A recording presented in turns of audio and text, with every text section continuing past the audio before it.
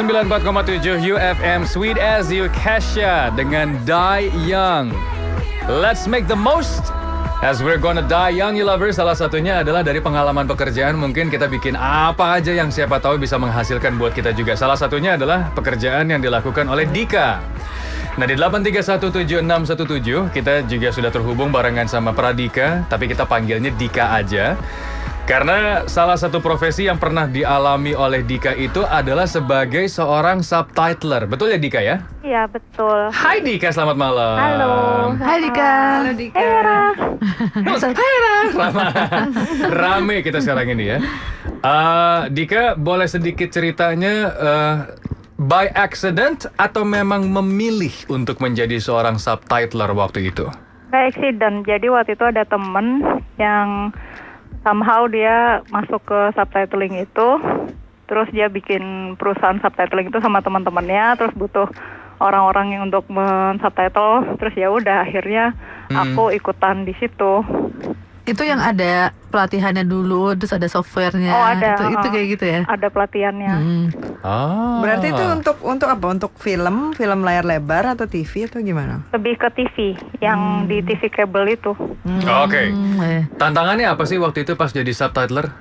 Paling susah sih kalau dikasih dokumenter yang macem-macem sih, yang kayak misalnya tentang teleskop, tentang retina mata manusia, pengetahuan, tapi lumayan bikin belajar. Iya. Main PR. Lumayan PR. Enaknya apa? Enaknya waktu itu sih lumayan gede dapatnya. Wow. Paling enak sih sebetulnya kalau dapat movie kayak di Start Movies gitu, HBO. Soalnya itu kan kalau movie banyak adegan berantem, banyak adegan nangis, banyak gambar pemandangan. Dan jadi itu nggak usah dapatnya lebih dikasih gede daripada dapat dokumenter yang ngomong terus. Magabut ya Bu. Katanya susah juga tuh reality show katanya. Oh iya emang. Saya ngomong terus kan, Karena selain ngomong terus, mereka suka ngomong, you know, I see, I don't know, and I don't see. Iya nggak jelas, kalimatnya juga nggak selesai. Iya, kalimatnya nggak jelas, nggak SPOK gitu. Itu struktur bahasa yang nyaris kami semua lupa. Subjek, predikat, objek, dan satu lagi K-nya itu adalah apa ya? Keterangan. Objek itu juga bisa dibagi atas sebagai objek penderita sama objek yang menjadi subjek, itu bisa dibagi-bagi lagi kan gitu kan? Iya, sama kalimat. Iya. Aduh bener deh, struktur kalimat itu udah bener-bener lupa loh gue.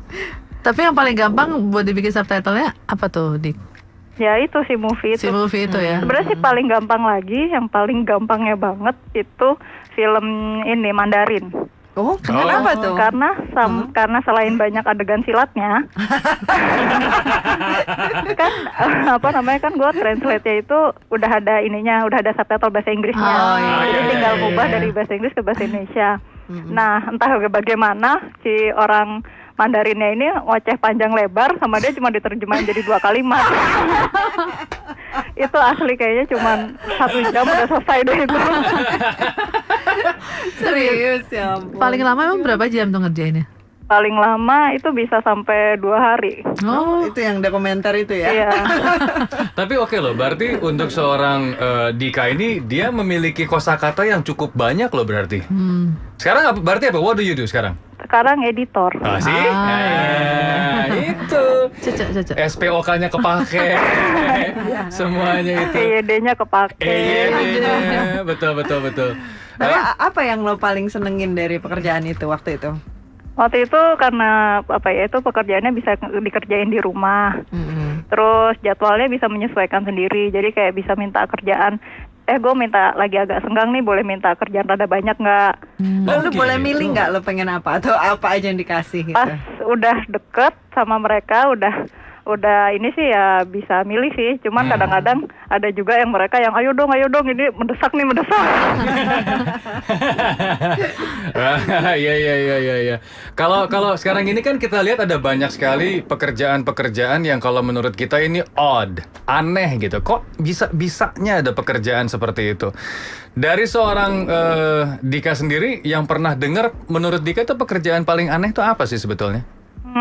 Pekerjaan paling aneh waktu itu pernah sih translate tentang ini pekerjaan orang bener-benerin listrik. Itu bukan aneh sih, tapi kayak ya ampun, itu kok dia mau ya, karena dia naik-naik tinggi banget buat ngebenerin listrik orang, buat masang-masang listrik, keamanannya dan segala macem. Jadi ngebayangin aja itu di Amerika kayaknya dengan safety yang lumayan. Gimana ya dengan pekerja listrik di Indonesia ini? Interesting. Iya. Gak ada pengalaman dan gak ada asuransi. Iya, nggak ada tali pengaman. Kadang-kadang nggak pakai helm, seadanya aja langsung bener dan nggak ada asuransi juga di Unsung Heroes. Tadi kembali ke subtitler, itu bisa nggak sih dijadiin sebagai full time job atau hanya sebagai sampingan aja? Betul. Sebetulnya kalau mau jadi full time job dulu sih bisa. Jadi dulu yang yang gue dulu ngerjain ini, dia masih sedikit saingannya. Jadi dia ngasih cukup banyak. Itu bisa sebulan range-nya bisa dapat sampai 10 juta, 15 juta. Itu lumayan banget kan gitu. Banget. Bener-bener. Yang buat movie itu dulu bisa kayak 1 jutaan lebih, cuman ya itu yang cuman oh god help me. Jadi kayak bahagia. Iya. Tapi kalau sekarang ini Banyak saingan. Sekarang banyak saingan dan mereka terpaksa nurunin rate. Oh gitu. Dan ya dulu kan mereka kayak punya rate untuk kelas A, jadi yang kayak dikasihnya lebih gede, tapi kita udah nggak perlu di-QC lagi kerjaannya. Gitu. Terus habis itu sekarang udah nggak ada lagi pembagian rate kayak gitu. Nah itu kalau dulu ya waktu lu lagi kerja gitu, lu ngerasa bangga nggak kalau udah selesai terus lu nonton nggak? Misalnya lu lagi atau lu pernah nggak lagi nonton TV, tiba-tiba lu ini karya gue nih. Pernah sih. Terus habis itu waktu itu pikirannya, loh ini kayaknya udah susah payah mau memastikan supaya kan harus sama kan antara yang diomongin sama subtitlenya keluar, dan itu kayak harus teliti banget gitu. Terus pas lagi dan mereka si orang subtitlingnya juga insist banget kalau itu harus tepat. Waktu itu ditayangin, lo kok meleset semua? Tapi itu bukan salah lu ya. Iya, itu rasanya jadi yang loh. Waktu itu nggak gini kok. Aduh, tapi salah satunya acknowledgement itu maksudnya diungkapkan nggak sama mereka? By Pradika gitu misalnya. Ada nggak di subtitle itu? Oh nggak ada, cuman nama ini subtitlernya aja. Di subtitlingnya. Perusahaannya gitu. Company-nya. Jadi gue juga bisa loh ngaku-ngaku ntar. Kayaknya gitu, iya bisa aja ngakuin kayak gitu juga. Saran, kalau misalnya sekarang nih ada You Lovers yang lagi mau cari sampingan lah ceritanya. Karena kan tadi juga Dika udah bilang kalau sekarang dijadikan steady job agak susah ya gitu. Apa yang perlu diperhatikan sih? Maksudnya sebagai subtitler. Kayaknya mendingan pertama tahu range harga dulu deh, soalnya ternyata pas sudah kesininya ketemu sama orang-orang lain yang ternyata juga ngerjain subtitling, mereka tuh dapat kayak setengahnya dari gue gitu. Dan maksudnya itu sangat membutuhkan effort loh bikin subtitling itu, karena mesti intens nonton filmnya, mesti mastiin yang diterjemahin itu benar, dan per baris kan cuman boleh berapa kata, berapa karakter.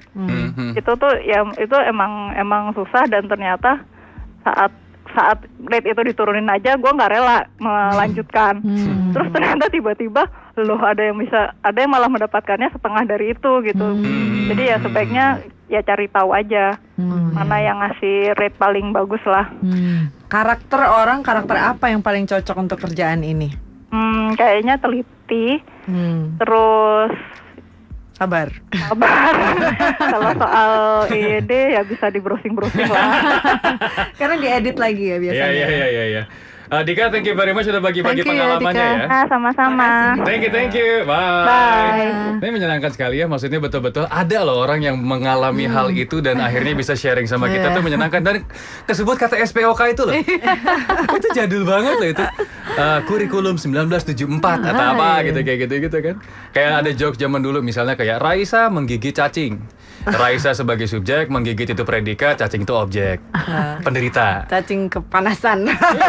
itu keterangan. Kalau Raisa menggigit Giri di studio gitu, Raisanya subjek, predikatnya itu adalah gigit, Giri objek yang berbahagia.